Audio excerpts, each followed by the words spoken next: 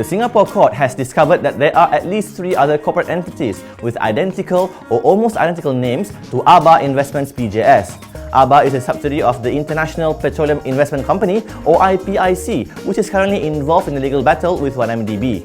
The near-identical names have been registered in 3 different jurisdictions, with Aabar Investments PJS Ltd incorporated in Seychelles, Aabar Investments PJS Ltd incorporated in the British Virgin Islands, and Aabar International Investments PJS Ltd also registered in the BVI. It also came to light that former Aabar Chief Executive Muhammad Ahmad Badawi Al-Hussaini was listed as director of these 3 Aabars. All of this was revealed at the ongoing trial of ex-BSI banker Yeo Jiawei for witness tampering. During the proceedings, Jiawei was said to have had an upgrade in his lifestyle after leaving BSI to work for Hussaini and businessman Low Taek Jo. According to transcripts, Jiawei had even started referring to some individuals as working-level people.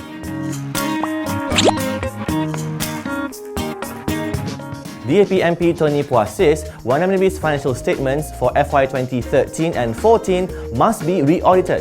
This is after the MOF said in Parliament that the said accounts are true and transparent, despite the fact that 1MDB had said in July that those financial statements should no longer be relied upon, pending the outcome of a probe by the US DOJ into nearly $1.4 billion of funds stolen from the state fund. MOF also said that 1MDB's board of directors are confident that no wrongdoing had been committed. Phua was not pleased and said the MOF's written reply was not in line with the Companies Act, which requires the annual submission of financial statements that is certified by an external auditor. As for 1MDB's FY 15 and 16 accounts, MOF said that the Companies Commission of Malaysia has given 1MDB an extension of time until March 31st, 2017 to call for its AGM and approve the audited financial statements.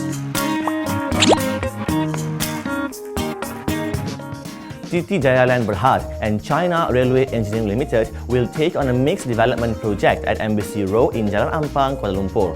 The project will sit on 6.06 acres of leasehold land and have a GDV of 2.1 billion ringgit. The 2 companies are buying Ampang Avenue Development Sdn Bhd, which owns the land for this purpose. The acquisition involves 10.4 million shares for a total of 80 million ringgit and should be completed by the first quarter of 2017.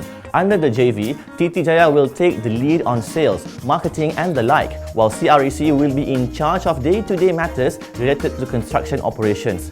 Titijaya MD Tan Sri Lim Soon Peng says the JV will allow the parties to leverage on the synergistic outcomes for mutual benefit. Given the strategic location of the land, he's expecting the project to cater to the anticipated demand for commercial and residential properties in the area.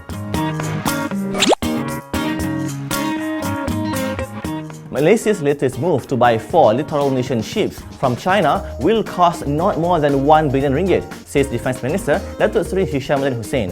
Speaking at the Parliament lobby today, Hishamuddin said that each ship carries a ceiling price of 250 million ringgit. According to Hishamuddin, the Chinese offer is very attractive and would be cost-effective for the Royal Malaysian Navy as the operating cost to maintain its existing fleet increases every year. On why Malaysia chose to buy the ships from China, Hishamuddin said this was after taking into account the cost and compatible technical specifications. According to reports, this deal can be seen as the keystone to its plan to consolidate its 15 ship classes to just 5 in order to streamline its costs.